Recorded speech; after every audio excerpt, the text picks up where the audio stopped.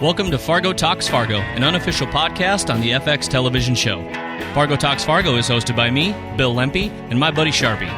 Sponsors for this season of Fargo Talks Fargo are TAG, celebrating Fargo and the Midwest community through t-shirts, art, and graphics. For more information, visit tagfargo.com.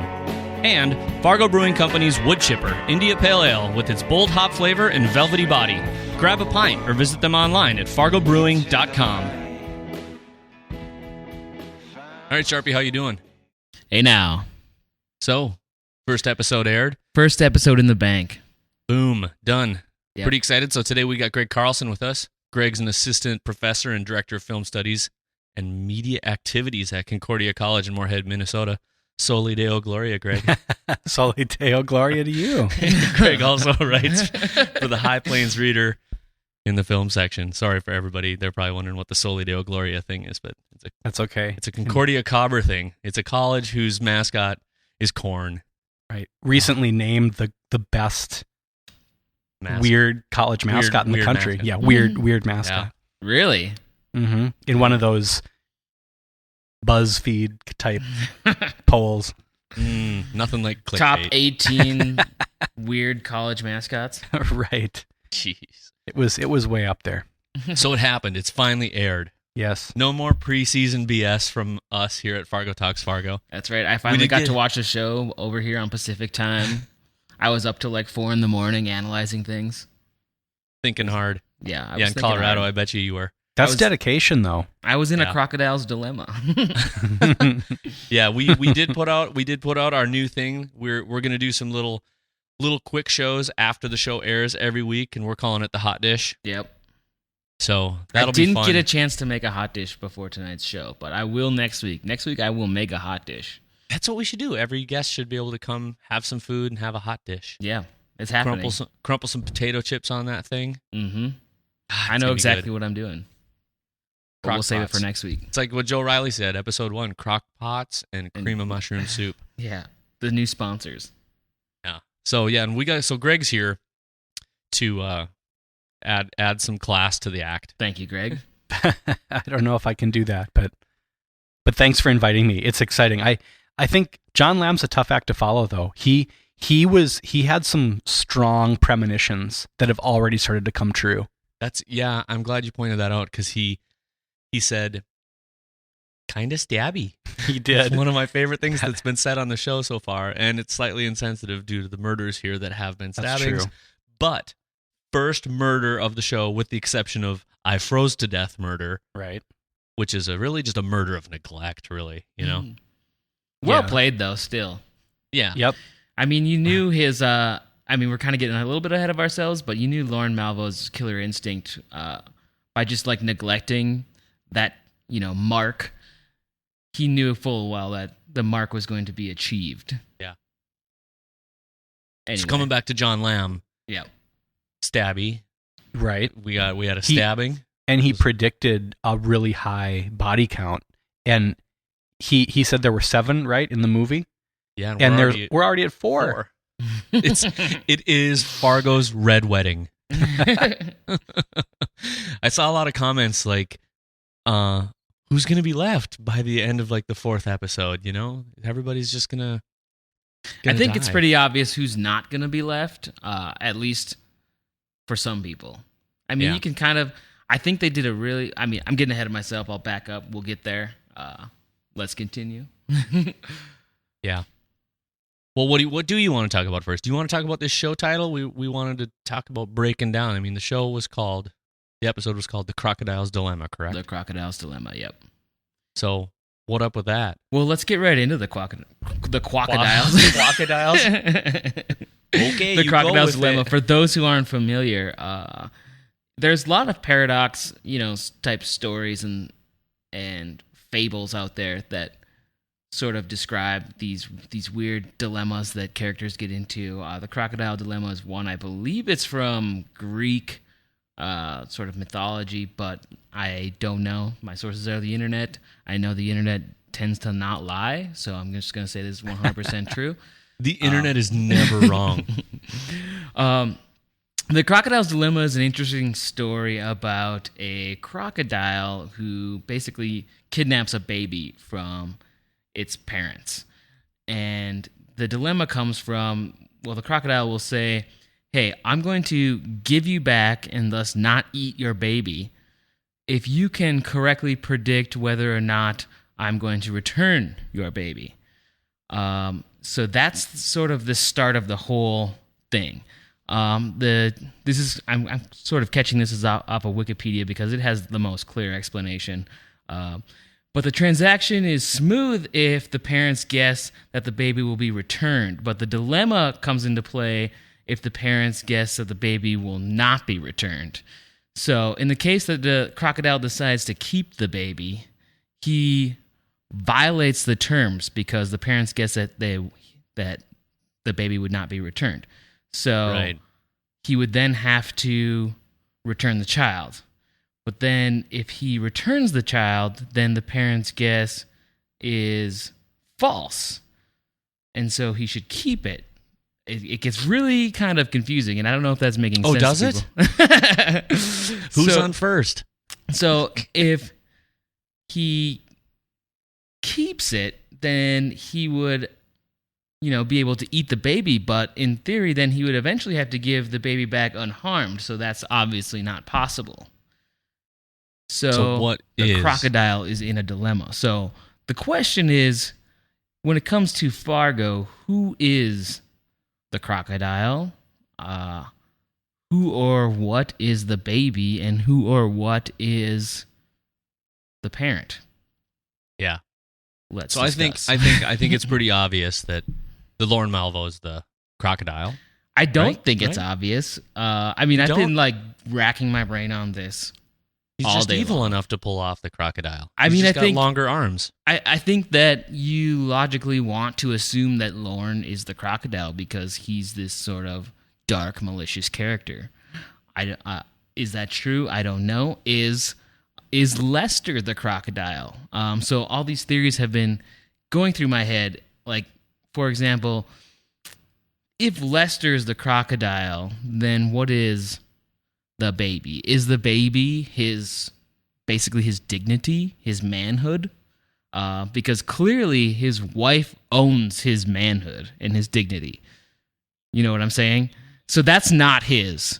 So assume the baby, that's his manlyhood, is the wife's, she's the guardian of his manlyhood. Okay? Yeah. And so by him being the crocodile, he's sort of taking that back. And we're kind of skipping to the washing machine scene when he fixes the washing machine.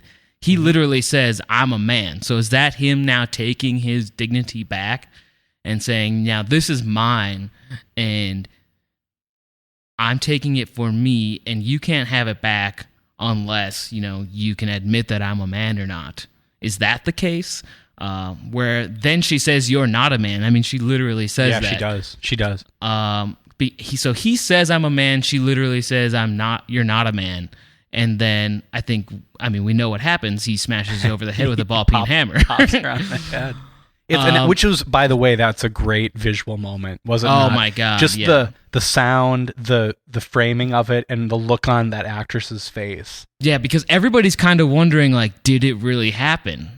Did that just happen? And as well as Lester. Lester's just like, did that really happen? Yes. There was an incredibly audible at the Fargo Theater where it aired. Was there? 870 people were in a room. Because there's that split second where everybody's in a state of disbelief. They saw it, but did it happen? And now a couple seconds are going by where everybody's sort of trying to catch up. And you see that blood trickle down. And you're like, holy shit, this is going down. So then is this continuing the dilemma where that now he's taken his dignity, but then in turn kind of losing it because now he's murdered his wife? And I think you're onto something because Lester, we see him become not just a murderer, but he has to cover his tracks. So he's got to become a really good liar in a short period of time. Exactly. that was the turn for me too when you say that, when he immediately. I feel like we're skipping over a bunch of stuff that we could. Right. We'll get back. So we'll get back, but yeah, when he gets the phone number, calls Lauren. Yeah, a nice comedic moment when he gets the front desk and is like, just freak out. I did something really bad here. But that was good. I honestly didn't see the part coming where he was rehearsing for the whole, oh, what'd you do kind of thing. Mm-hmm. And Charpie and I did have a little pre-chat, and he pointed out that was exactly, there was a lot of really nice tie-ins to the Coen brothers film. Yes. The scene where Jerry Lundegaard is in the kitchen doing the phone calls. Yeah. Wade, Jerry. Wade's G. Right. It's my wife. Wade, it's my wife. Wade. Well, that was one other thing too that I don't know if you have talked about it yet, but the inspirational parallels to the Coens, like which, it's people have been talking a lot about which characters correspond with which characters from the film. Yeah. And I think that's one of the things that has made Lorne more of a mystery, because he's kind of the most stand on his own creation for the show. I mean, yeah, he's not Steve Buscemi. No, because we know that those guys are going to be embodied by the Adam Goldberg. That they've got two characters coming in. Yeah, a pair of killers. Yeah, and then I still haven't figured out where Key and Peele fit in, but that's another show for another time. So on that note, let's bring it back to the beginning, and I think we can come back to this crocodile's dilemma in just keep a it in few mind. minutes. Yeah, definitely keep that in mind. Let's start back at the beginning, kind of step through what's going on here, and I think we'll kind of let the crocodile's dilemma be a theme throughout the show. But we start out with Lorne smashing into. Well, we start out with Lorne driving in the vehicle. Yeah. And you hear some audible sort of thumping coming from the trunk. I haven't pinpointed what's on the radio yet. I don't know if you guys have. I've been trying to figure it out. I didn't figure it out. But I'm hoping to get to that by the end of the podcast season. We'll just see if that happens. But I kept thinking about Goodfellas. Yeah. Right. And I was waiting for him to just stab somebody, and then Tony Bennett would... Who thought I'd go from rags to riches? Exactly. Just rings in. It's one of my favorite movie openings ever. It's awesome. Ever since I can remember, I always wanted to be a good. Yeah, it's awesome. Anyway, I kept thinking, oh, he's going to stab him. I was like, oh, wait, this isn't Goodfellas. But Lorne's driving down the road, hits a deer, something that very many Midwesterns are familiar with. I will say props to TV for willing suspension of disbelief in the most graceful dismount from a road while hitting a deer ever. Yeah. It was like a grand arcing. It was beautiful. Usually when you hit a deer, shit goes everywhere. There's a lot of splattered deer sometimes. Yeah. And you go into the road a little rougher than that. How many Just make deer, sure to cut out those back straps, Will, before you How many deer were in the scene? Was it just a pair? There were two, I think. A pair. Which, by the way, is kind of how it goes. Yeah, if there's one, in real life, there's always another. That's why. That's usually my tip that I go by when playing Call of Duty. If I kill one guy, there's always another guy around the corner. Did we just derail to like an IGN podcast? Because someone had posted that they thought there was more, that there were a lot of deer. But my eyes, I just thought I only saw two. They don't travel in herds like gazelle or anything. Unless there was a smattering of them. I guess I have the. You can reference it here and see. Should we see what's going on? Let me hear the Back playback. it up just a and while you're doing that, I think we could bring up the question that a lot of people. Okay, you got it. Yeah. Well, people wanted to know why would Lorne put the deer in the trunk? Right. Waste not, want not, North Dakota, Minnesota style. There's one, two. Well, it's probably the second one. The way it's cut together. Yeah. The way, if you go back to review that scene, heaven only knows. It's possible. Can we get an instant There's replay? at least two. Yeah, definitely. So yeah, what's the scene is under review. So we talked about Lorne's a cool character. The guy goes running off, and he's just got this thing about him that just says, F it. It's cold. He's not going to make it. He's not going to make it. He's in his Grundies. But which just shows in his confidence as a killer, He's I was like, well, he's got this mark. He doesn't even bother to chase it down because he knows that this guy's in his underwear. We're in 40 below weather. He's not going to make it. I don't even need to waste my time. But he then spends his time putting his deer in a trunk. In a car that he inevitably, abandons. At the same time, I have to admit, a little teeny part of me says he seems to have a tad bit more care for what's happening to the deer than the gentleman who's running away in his underwear. The way he kind of looks at it. He doesn't look at it like, no. He's just like, oh. And he obviously took some care to put it in the trunk instead of just leaving it out in the cold. I don't know. What do you think? Do you think that he, when you said that he immediately knew that the guy was not going to make it, or was it just that I kind of pictured this possibility that Lauren is sort of fatalistic, because that clue that comes up later when they say that, well, the guy, they assume that the guy in his underwear was the driver, but he didn't have a head injury. Nope.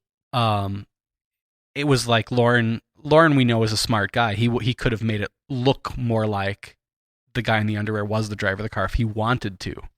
He seems to be, because now that we're getting this deep about some of it, we're cutting around here, but he seems to want to taunt everything. Yeah.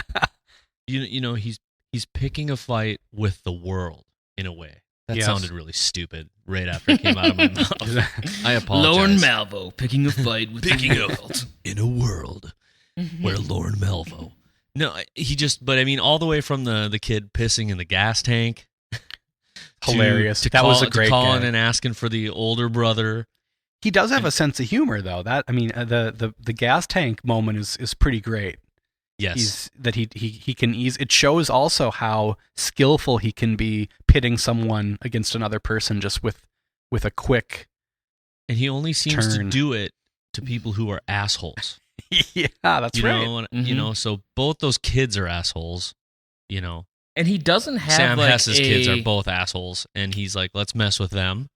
And the lady at the front desk of the Notel Motel is a turd, so let's mess with her. He doesn't really have like a killer sort of stature. He doesn't really look. I mean, definitely Billy Bob Thornton has been in a lot of roles where he looked a little bit more manly. In this role, I think he looks a little bit smaller and.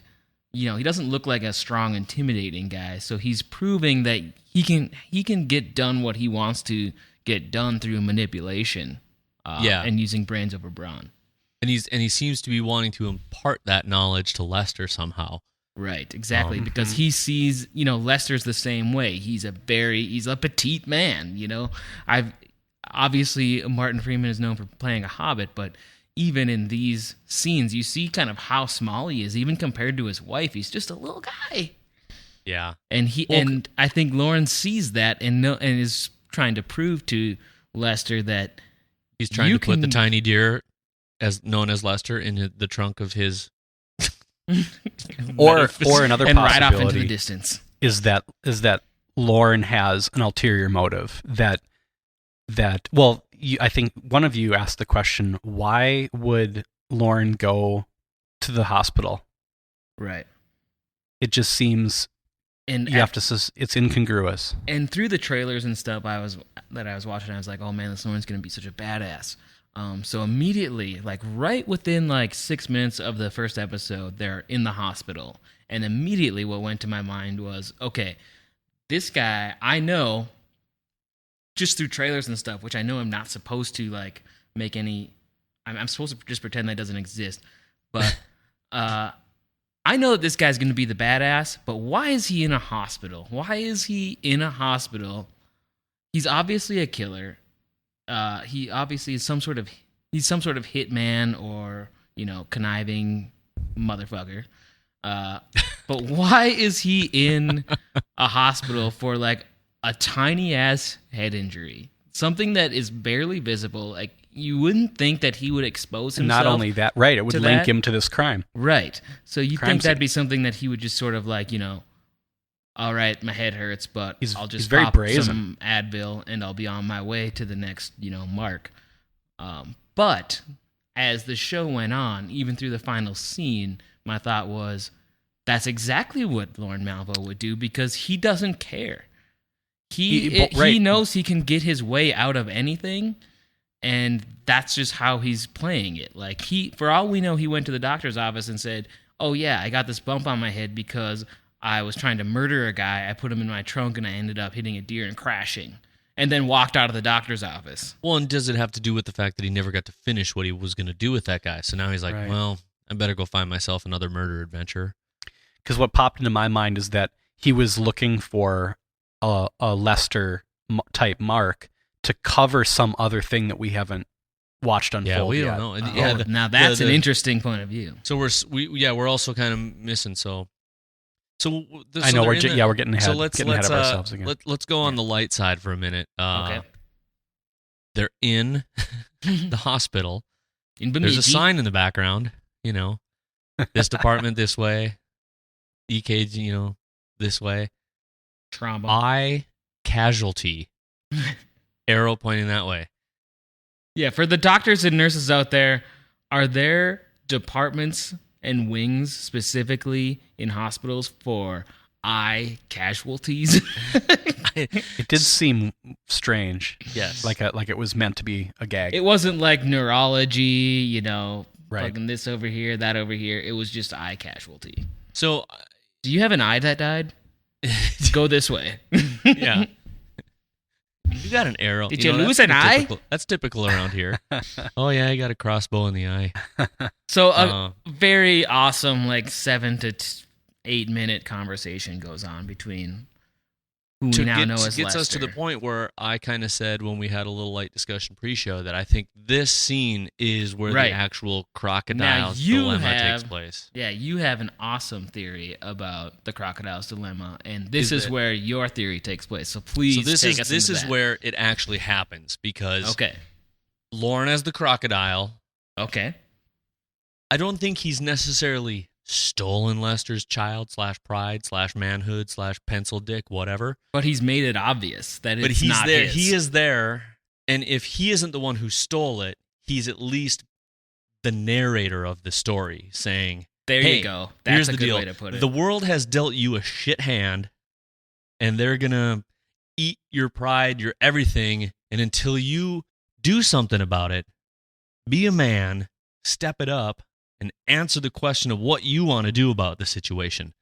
And the question is all about Sam Hess, asshole on the street, who, by the way, Sam Hess, never lays an actual hand on him.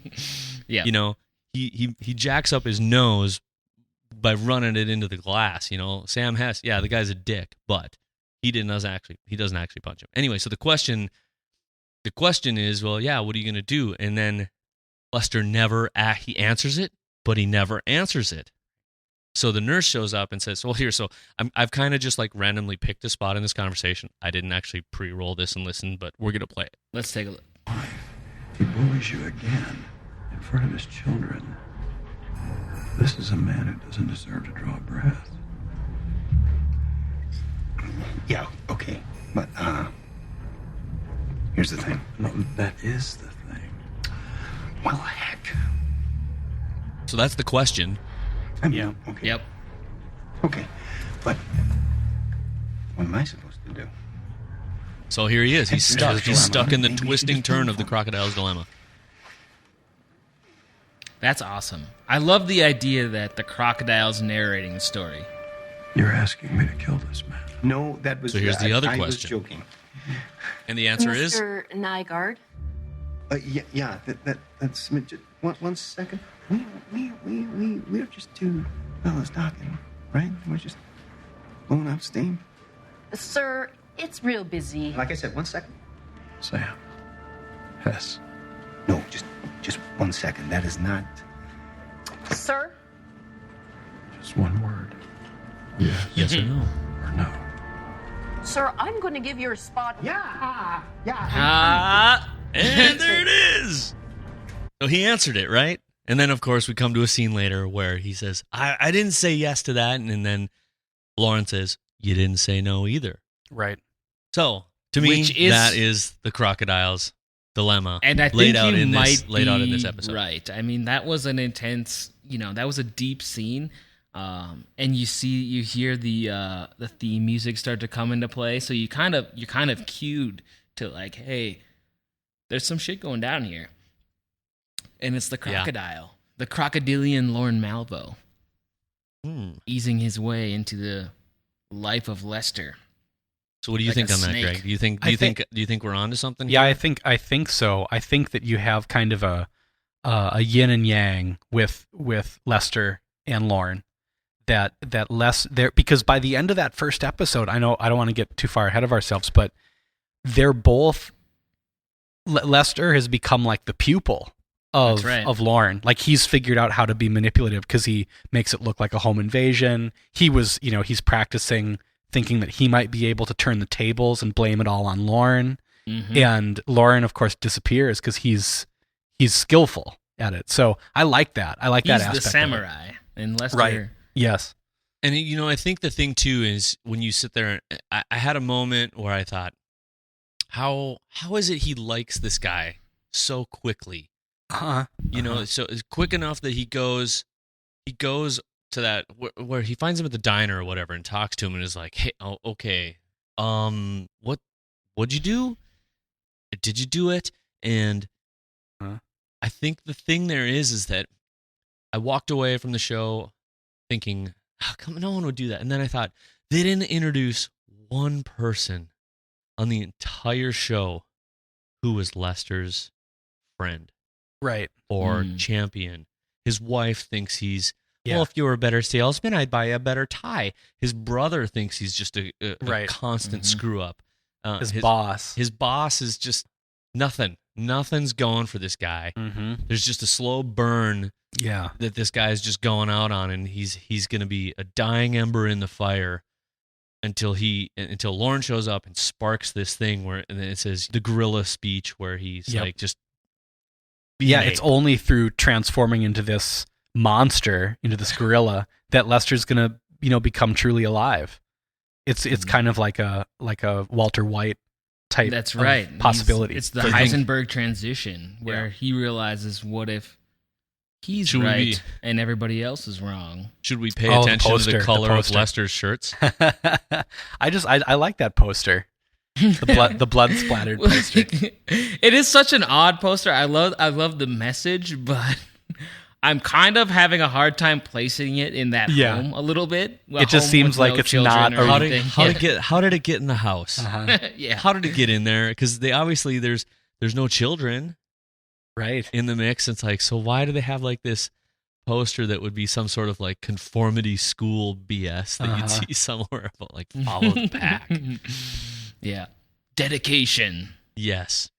So teamwork. So that's us getting pretty deep, I think, though. I feel like we should. I think that's why you're tuning into the show. Yeah, too. absolutely. But we got to remember this is the Coen brothers, right?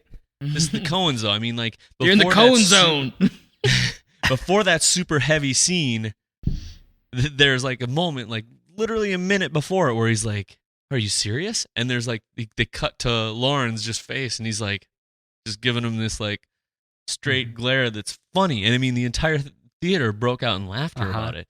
And that's the thing. They grace all these really, really dark things. It's like the Grim Reaper holding a funny balloon sometimes. Exactly. Well, you haven't talked yet about the experience of the premiere at the Fargo Theater. We're going to cover that a little later. Okay. Because that's key. That's a key thing that I think that people. That's what I would want to hear. Yeah. A little bit about. And we talked to Tad about it last night on the Hot Dish, and we'll cover a little bit more tonight. But so that's the real setup of the Crocodile's Dilemma, though. The whole show is this question that gets asked of Lester, and Lorne shows up as either the actual crocodile or just a representative narrator who is here to just say, "Look at this, dude. The world is asking you this question. The world, the crocodile, the something."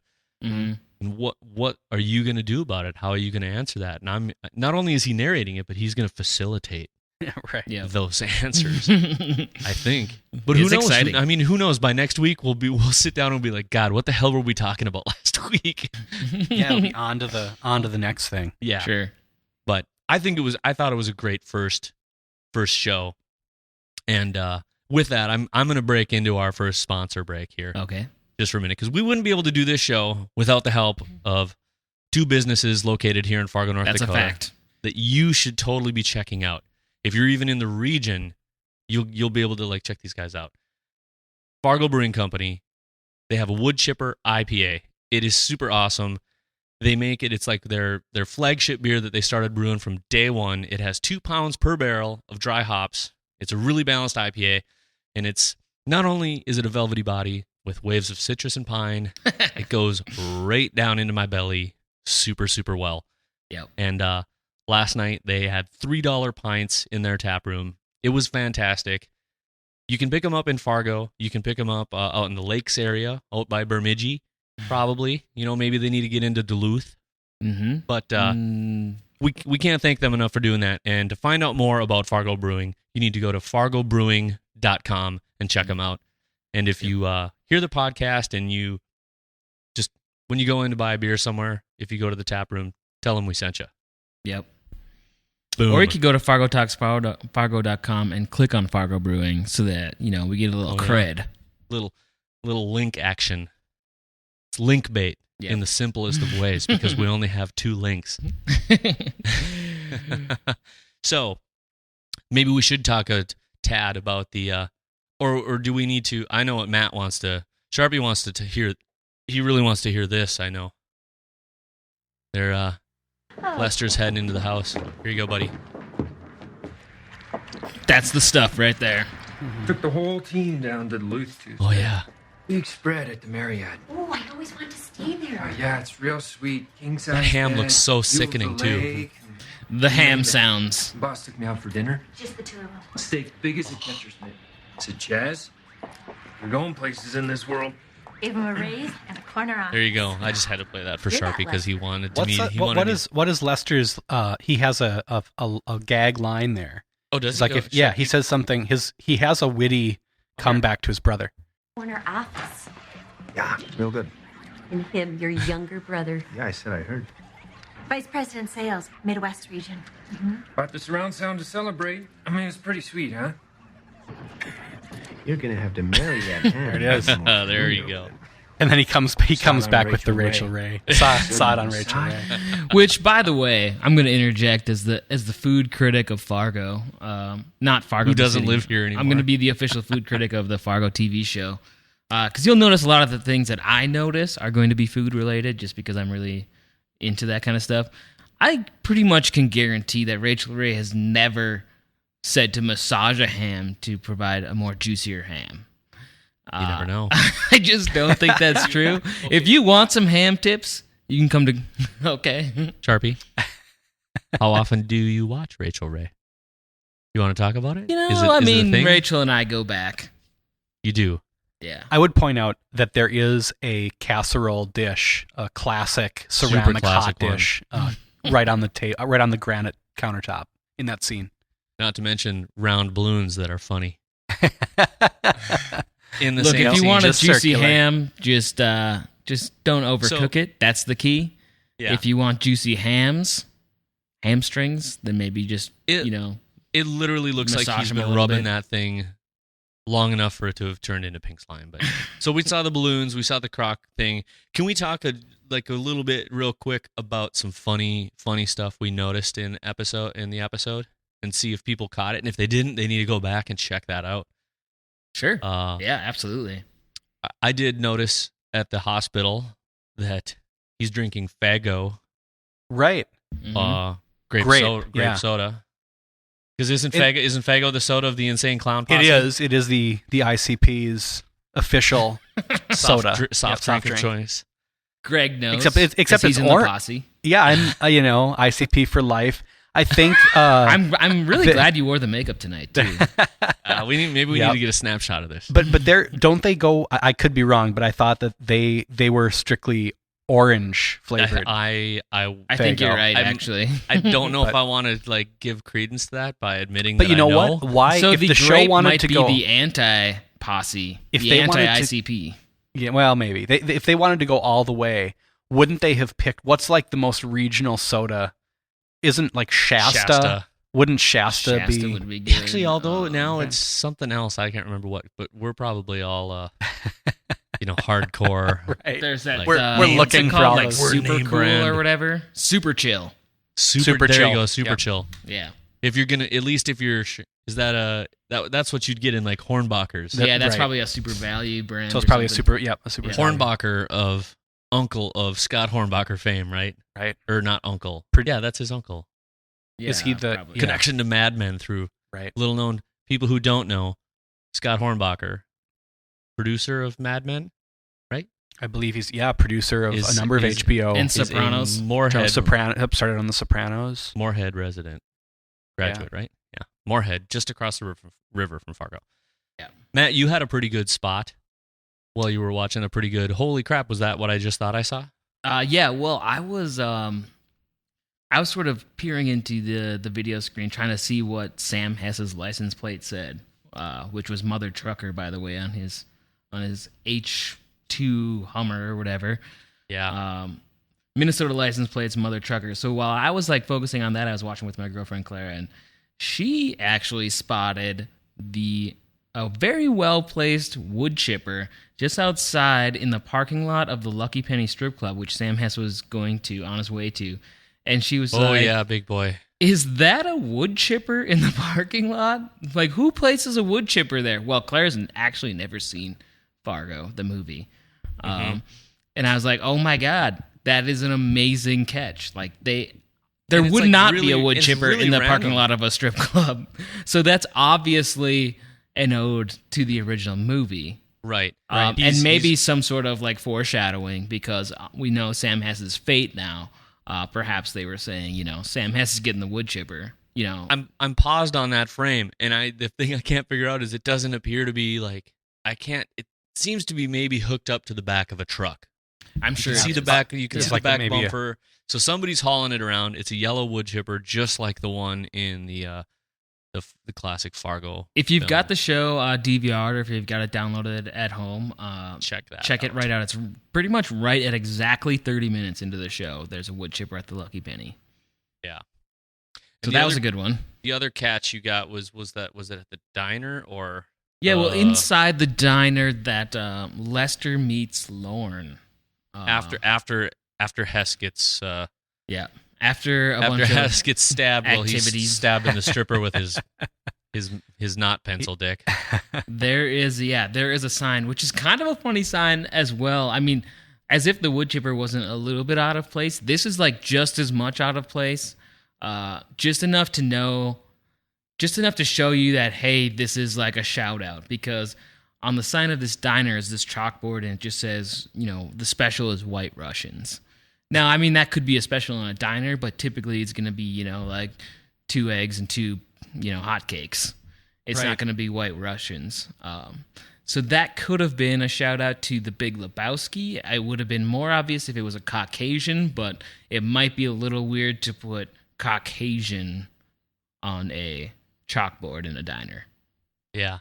Either But way, anyway, it's I been found so the long. frame, and it says, special White Russian, $4.95, and it's very obviously a drink because you can see the layers. Yep. In it. Right. Yeah. And it's like opposite it. There's like some sort of dish sitting there. It's not average. What I would call average fare for a diner in a small town, especially in Bemidji. Lots of things in Bemidji that I can tell you aren't there. Another one might be Wade's Jewelers In the background, in the background. And I don't know if that's a shout out to Wade from the Fargo movie, but it caught Who my knows? eye just because it's the name Wade. Wade's Jewelers was downtown in Bemidji. Bemidji. So that's what's going on with that. And then last night we had the big hullabaloo here in town. So we you mentioned touched this in the base hot a little dish. bit on that on the hot dish, but Yeah. So if you didn't hear the hot dish, we'll skim this. We won't go into some major breakdown. But they aired the TV show on the movie screen at the Fargo Theater in downtown Fargo on Broadway. It's got the big marquee that says Fargo on it, and there's any given day there's somebody standing in front of it from out of town taking a picture in front Right. of it. I think saying, it's widely considered the most Photographed photographed thing in the city of Fargo. Yeah, it's probably the most photographed thing in the state. Possibly. Yeah. But we went and got in line there a little early, and there was already a huge line. And like 30, 40 minutes before 8 o'clock, which was when the social hour started. Or cocktail hour is more like it. With bars, right? They had bars on. Yeah, they on did. hand. They had bars and cookies that you could buy. But yeah, they packed it in. Full house, 870 people. Amazing. It was steamy in there, but it was very, very well received. And I didn't see, except for one part, there was a point where, okay, he's nailing a stripper, and he gets stabbed in the back of the head. But I ball peen hammered my wife in the head, and then went a little gonzo afterwards just for fun. I love too while he's doing it. He's just like, oh geez, like I shouldn't be doing this, but I'm gonna keep going. So Yeah. There, right after that scene happened, there were what I could only categorize as 6 to 7 church basement ladies that exited directly after that scene. Wow. I don't know if it had to really? do with That's the like- time of the night, though. Well, maybe it was a little too late for You them. wonder if it was history repeating itself, because that was the conversation in '96 when people saw the original movie, thinking this is not a representation of my city, and it had all this kind of murder and mayhem, and there was, I think that persists to this day, that people feel, that they reluctantly, there's a certain generation that's reluctantly embraced the movie Fargo because they don't want to kind of tag into the weirdness. Yeah, they're of okay it. with it. They're just kind of realize we've gotten a lot of mileage out of it here in town. Yeah, why stop now? Exactly. Maybe they just need to go. It's all reheat these the millennials and the casserole. me generation. we're- They're just happy to have people And we're focused just- on them and what they're doing. That's why I think John Lamb on this show was so right to anticipate that the body count is going to be much higher than the movie in You the think 10 that's in the 10 episodes. Is that a product of our time? Maybe That's why we had the whole. we have to have more. Who's going to have more dead people? Because Always more, more more, justified. more, Yeah, and you're right. faster. Because I guess that's episode, why- we didn't say this yet, but it was a four person body count Yeah. on the premiere, on the pilot. Or yeah, we did say it, didn't we? Did we? Yeah. On this, Well, couldn't- we're can't telling you remember. again. Okay. Well, here it is. Yeah. Listen up. Yeah. Snack attack. Because So- really, but we didn't break down those 4 deaths because I wanted to make sure that to hear from you and Charpie about the death of the police chief. Okay, Because that one was amazing. So let's break this. Let's all agree to skip Frozen guy. Right. Although I have to admit, I wondered, what'd you do? Yep. What did you do to get on this guy's radar? So we're talking Yeah. deaths, and so he's on the radar, and you're dead. Okay, so whatever. Frozen guy gone. So he's sort of dead, partially by Lauren's hand, but Lauren doesn't have to do anything to let him Death freeze. by omission. Yeah. sort of. And we all know why Sam Hess died, because he's a douche canoe, Douche took a- canoe. and Took a knife to the back of the head. yeah. I was very surprised. There was a certain amount of when he's just banging her from behind. Just a lot of like, And yeah. Her Oh, yeah, big her guy. delivery. Her line I delivery did was great. love the Crystal Method playing right away. Like I was totally unexpected to be watching Fargo and the Crystal Method. The Crystal Method's "Trip Like I Do" plays immediately once they get into that strip club, and I maybe it's because like that album 1996 or 7 that came out, and it just like, I mean, I'm watching this in the middle of the night for like the 3rd time. It's like 3 o'clock in the morning. I'm like dozing off now. And as soon as the Crystal Method came, there it was. Here you go. This? Oh, yeah. If you I could only love see that Sharpie song. Jam right now. Here it is. Remix! Yeah. Oh, yeah. DJ Fargo, Oh, yeah. 2014. Yeah. Oh, that's good. So here's another, to me, as a little tie back, is when we got to come back to Greg's talk about dead people thing for a minute. His Sixth Sense moment. Wait, what? I talk about dead people. They're That's all my dead? second Sixth Sense joke in this show. I promise, no more. Sharpie and I tuned into the Paley Center thing last Friday, and they talked about wanting to actually tone down just a tad the the little one from the original one, but I feel like this little is an homage, just agree. a tiny homage to that scene in the other bar where she's like, well, yeah, the little one, well, I mean, he wasn't circumcised. I agree. I feel like this is a tiny throwback to that. Yeah. Just in that. And this, I have a It's point. good. I have a point here to Where this, Shep is that- comes in and then busts ass. Yeah.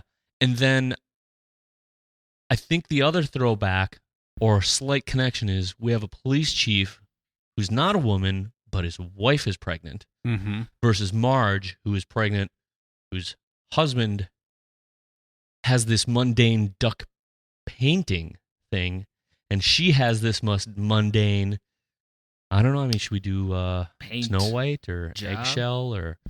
That's what I mean? There's this- interesting. It's a really dull painting thing. It's not the duck stamp crap. Right. But, so we're talking about the death thing, and Hess dies. Yeah, big whoop. Douche canoe, right? Mm-hmm. The wife dies because... Which we talked about how amazing visually that is, because she gets just that ball peen conch, right? Yeah. Right on the crown. And Just you know, right they on both in the front. Sam Hess and her have that moment where you're actually, I mean, like, even when he's banging the hooker, I didn't expect him to die right there while he's, getting his rocks off. It's cleverly shot because we don't even see Lauren sneak up on him. Nope. I mean, we don't ever just see get the blood and the gurgle. I thought happens, maybe he but- just had a salami sandwich prior to that. He's getting all science teacher, and you turn on the thing and... but The wife lucky ones dies, die warm, they say. everything happens, and holy shit, there's a little foreshadowing, though, in my opinion, on the, you'd make a good chief someday. Well, what about, what's his face? He's got seniority. Right. I heard that, and I thought, because we know how that's oh, going to go down. shit, you're going to Yep. die. Right. Exactly. I didn't know True. how. True. I didn't know how.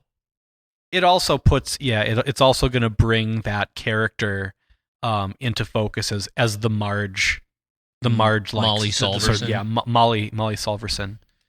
And by the way, her dad Lou is a great. I like Carradine is a great addition to the show. Is it fair to call Keith Carradine I think it's fair to call him a character actor. Yeah, I mean You know what I mean? he can be a leading man too, but he's got gravitas. He was good as Lundy on Dexter. I haven't seen that show. Oh, you haven't? He's good on that show. He's good on tons of shows. And yeah, you're right. He does a really good job of nailing the Midwest dad mentality. Uh-huh. Yeah, like he tries to sort of coax her into, there's always a job for you at the diner. There's always a job for you, or every father who just wants the best for his daughter. Yeah. Whereas you go to the other side of that, and the Hess kids are just like asshole extraordinaires. Right. I also love that he specifically mentioned the tuna sandwiches and how those were for the fish.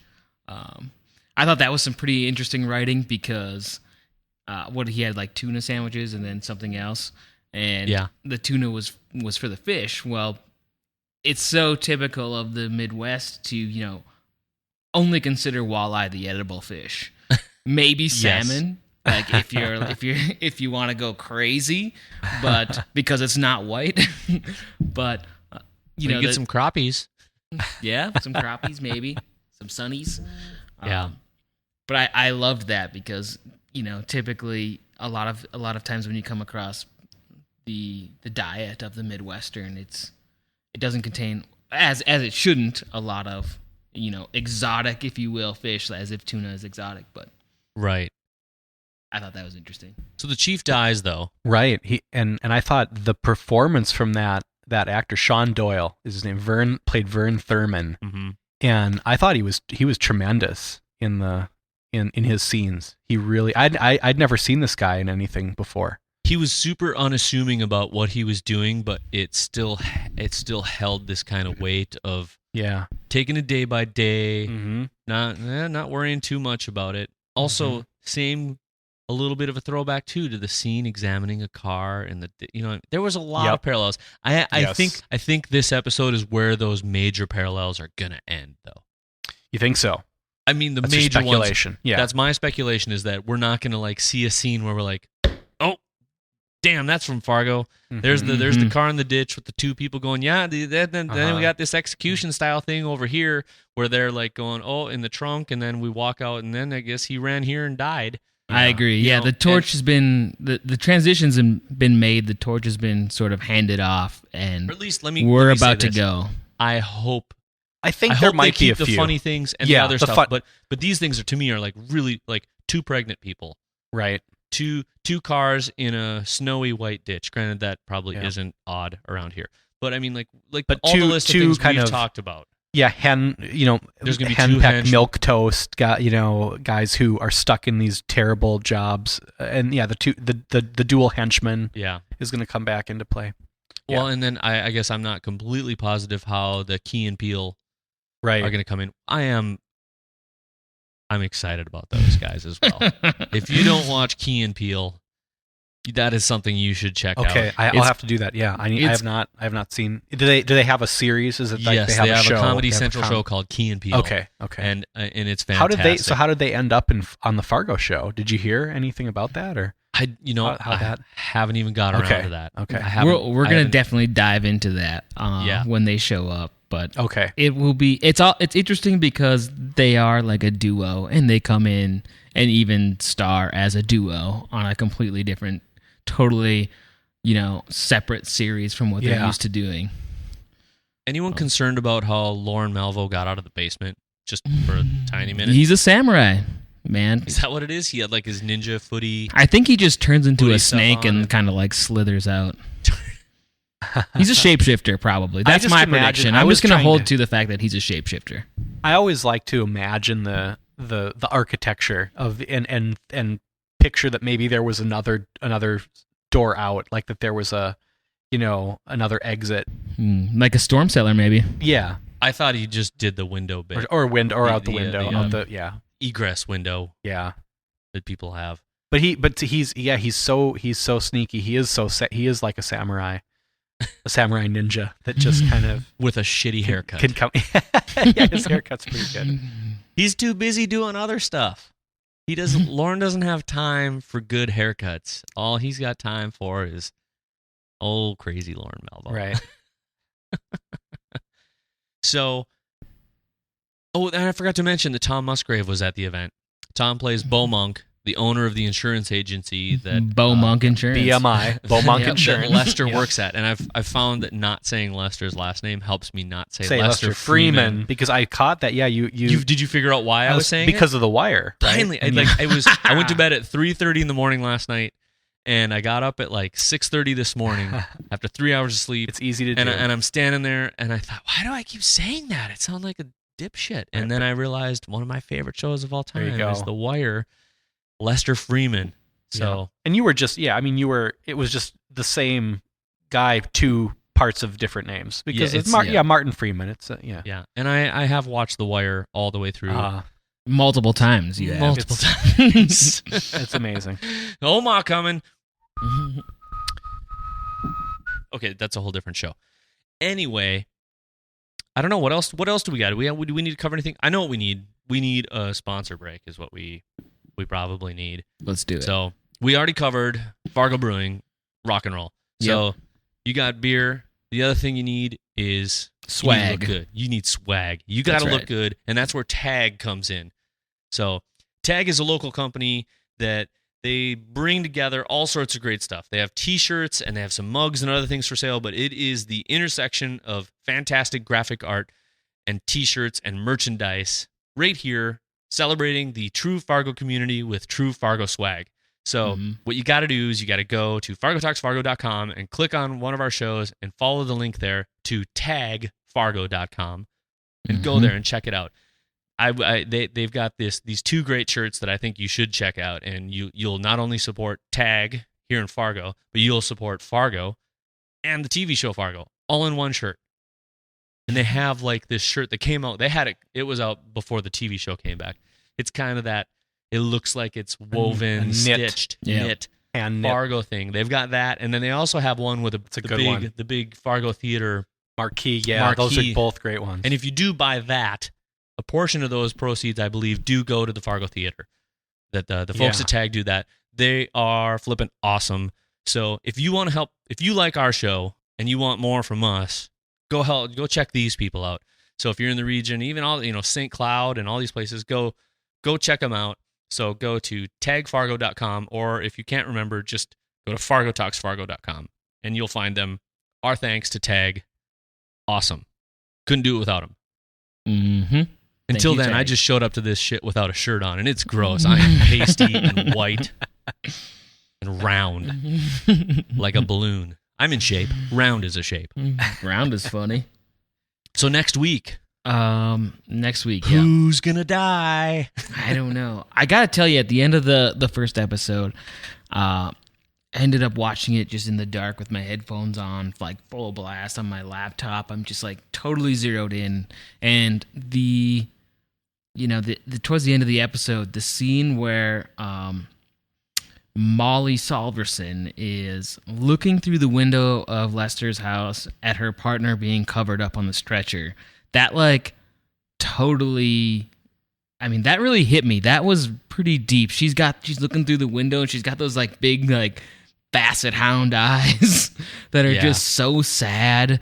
And that to me was just like, it brought out those feelings that were initially brought out in the original, like the first 3 seasons of Breaking Bad, where it's just like, oh my God, this is so heavy. What if you were in this position? Like, she's such a like pure, good soul, and her partner who was, really kind of totally mentoring her. Yeah, mentoring her, but like they really went over the top to like prove how good of a guy he was, because he's dealing with this pregnant wife who is just going through color after color after color to paint the nursery, and all he is doing is, he's doing nothing but, oblige by her requests, and even going from one white to another white to another white, and just proving that he's just an amazing guy. And then he gets brought down, and she's just looking through that window like a little puppy dog, just like, oh my God, my mentor, my master is gone. Like, what am I gonna do? That to me was the most powerful shot in the entire episode for myself. Yeah, it's a good choice. I like that shot a lot, but I also like the shot that I currently paused on right now, where she's just in like silhouette on the sidewalk, and the way the snow is framed, all you really kind of see at the top of the snow where she is the 2 paint cans, just like dangling by her side, like she's just there with these just sad cans of paint, and and his wife knows that that it's shit gone bad, and that's pretty strong. I also think they did a really great job though with that that arc in this one piece of the story of, I think, laying the ground for her character to become a really subtle but strong character through the rest of the season. She's obviously smart. She's just not she's the opposite of Lauren Malvo. She's not a huge know-it-all and has to like shove it in your face. She's just, hey, I thought of something, and she's gonna connect the dots, do her homework.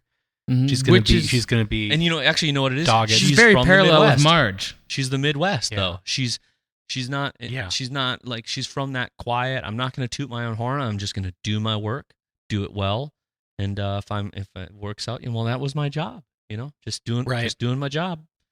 So I think that's going to be great. So the other thing too is watching we did have a link in the Hot Dish episode to the Paley Center thing. If you want to go watch the live chat that they had on stage with, I just called him Lester Freeman now, Martin Freeman and Keith Carradine and Colin Hanks and Billy Bob Thornton and Allison Tolman and Noah Hawley and some TV exec guy who just filled a chair, in my opinion. No, was it Warren Littlefield? I think it might have been. I mean, I know those people make the shit happen, but I don't know.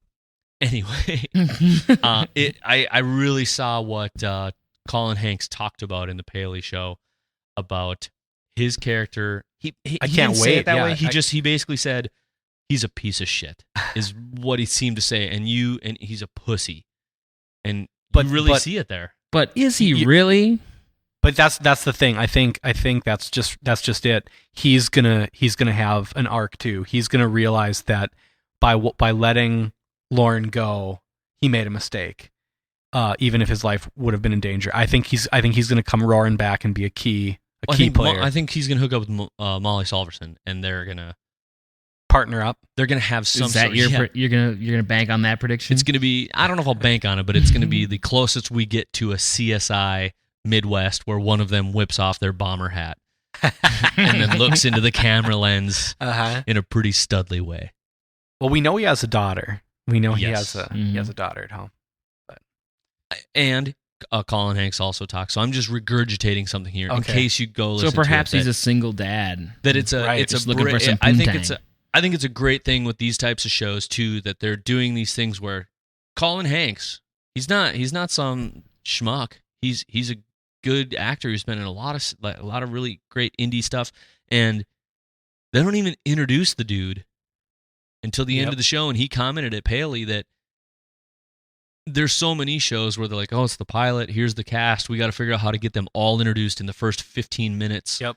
Like emergency room, Yeah. Grey's Anatomy style. Mhm. Yes. Can you tell I don't like Grey's Anatomy? I've brought it up twice on the show, and every time I see a commercial for it, I think, how the hell is that still on the air? Like, who is watching this?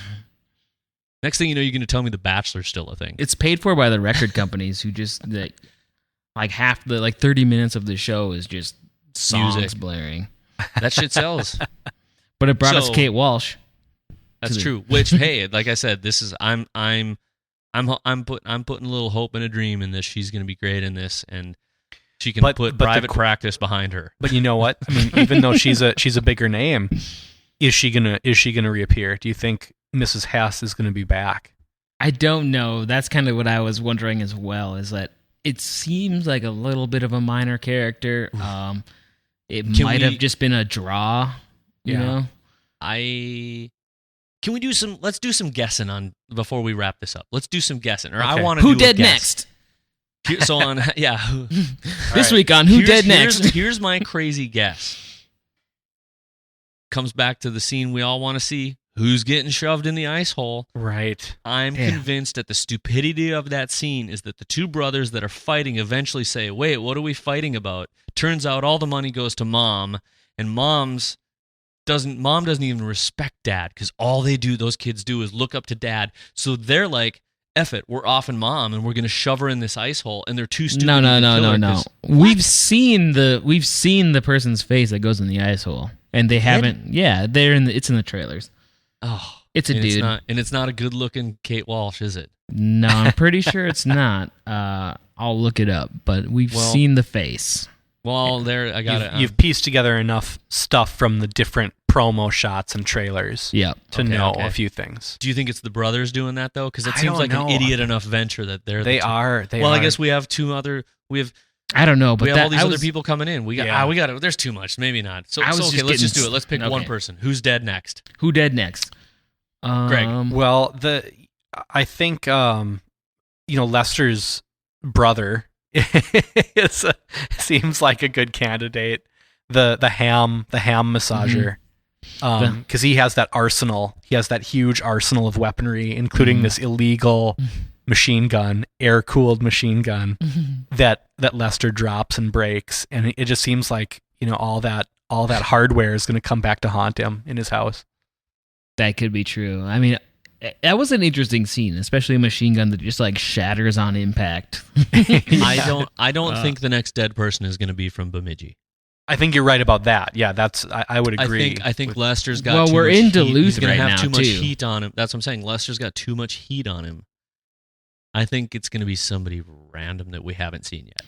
Yeah, So I can't name it. but I'm you telling have you to in Who Dead Next. You have to like predict somebody that we know of right now. Like who of we know is dead next? Yeah, so Who it wouldn't dead next? necessarily be the I'm next. gonna- You can't death, just say it would somebody be we one, don't yeah. know. That's I'm like casting 50% shot. my vote for characters that we've been introduced to. Who dead next? Yep. I'm going with Lester's brother as well. Okay. Okay, so we got I two think votes for Greg Lester's is spot brother. on that he's going to die. He I mean, seems we know pretty that unsure. Lester's hit him already, and now I wish they would have that shown he's it. I on kinda this wanted to see rampage. how well he punched. He's on a rampage and he's in town. Maybe he wants to knock one off before he has to boogie. That's a good call. I don't want to go with that just because you two guys did. Let me go Because then we'd look really bad if all Yeah. three of us picked that, and then it doesn't happen. Yeah. Yeah. So let's try to spread out our odds here. I'm gonna go with. Fuck it. I'm gonna go with Kate Walsh, Mrs. Hess. Oh, Mrs. Hess. She's gonna be gone. It's gonna be The Hess whoop, family's gonna gone. Start going down. All right. Well, there you have it, I I'm think, not right? entirely confident in that. I'd rather see the boys get off because the younger one especially is incredibly annoying. I think the whole repeating what your brother just said is cute, for one line, but then continuing that throughout the rest of the show was really annoying. I want him dead. Okay. So there you have it. That's it. We're gonna let's wrap it up with that. Okay. I Let's mean, wrap it up with what me else- wanting what else? 2 kids dead. You Thank want you. a kid dead, whatever. I don't So want. we got to thank Greg for coming on the show. Thanks for Yeah, having thanks, me. I had man. a great time. Thanks it was so fun much, to dig deep in this new. So do you have anything coming up you need to plug? No, I don't Classes think so. at Concordia that you're teaching, or is people No, going to we're- be signing up soon for the next fall semester? Well, You wanna get- the Fargo Film Festival is now open for submissions for 2015. Okay, where do people go to So do that? without If a you've got box. some- They just go to the fargofilmfestival.org There you or go. .com. It's either one will take you there, and our festival season now is kind of a year-round thing. So we even though we just had the 2014 festival, which was great, and we had more than 300 entries. Now we're coming back, and so we're open for business. Well, there you go. Check that out. Mhm. If you're not going to Concordia, Or even if you as a are, student, and if you are, you can do it. Everyone do it. Yeah. So Charpie, Hey now. hot dish, word of the week. We're gonna get some Midwestern stuff in here. So I'm gonna make a hot dish for next week for the hot dish, and maybe for the actual show. yeah. So hey, as always, if you like the show, please, and you're doing it through iTunes, go in there, give us a rating if you feel like it, or even give us a review. And if you think it sucks, that's a great place to say it too. You can also find us on Facebook at facebook.com/Fargo Talks Fargo, and on the Twitters at Fargo Talks Fargo. That's right. And we have a website. Guess what it is? It's FargoTalksFargo.com. FargoTalksFargo.com. So head out there, subscribe, get your friends listening. We wanna make this a great season. We're really excited to be doing this, and I can't be more stoked to have an actual episode in the can. This is been gonna fun. be a blast. So- You can follow Bill Lempy on Twitter now There you go, at Lempy. at Lempy LEMPE, Yeah. and me Charpie CHARPIE. Look at us all grown up spelling and stuff. Oh. So- We're trying to sync ourselves over Skype. Yeah, it's not working. Terrible. It thing. works for me. But thanks again to Greg. Thanks again to our you. sponsors. Thanks, Greg. And we'll talk to you guys next week. Have a good one, Charpie. All right, we'll see you.